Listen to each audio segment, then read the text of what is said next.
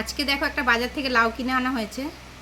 তো লাউটার কি অবস্থা, দেখে মনে হলো লাউটা খুব ভালো। প্রথমে যখন বাজারে কেনা হলো লাউটা দেখে দেখে মনে হলো খুব ভালো লাউটা, কিন্তু যখন কাটতে বসা হয়েছে, মানে আমার মা লাউটা কাটছে, তো আমার মা বটিতে লাউটা কাটতেই পারছে না।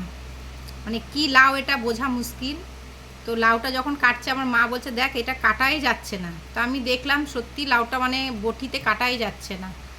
তো দেখি লাউটা আমি আরেকবার ট্রাই করি যে মানে কাটা যাচ্ছে কি না। এই দেখো মানে লাউ, কি যে লাউ এটা মানে বলা মুশকিল এটা। লাউ তো কাটাই যাচ্ছে না, মানে এত শক্ত যে বলার নেই।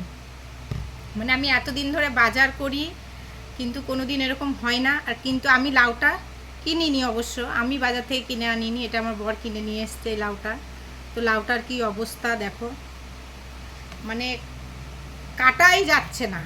এইভাবে কাটলে তবুও মানে গায়ে জোর দিয়ে লাউটাকে কাটতে হচ্ছে। এই যে মানে ভেতরটা তো শুকিয়ে গেছে একদম, মানে এটা খাওয়া যাবে না। আর ওপরটা তো একদমই মানে কি বলবো, কিছু বলার নেই। বটিতে যখন ধরছে না তাহলে এটার অবস্থা কি।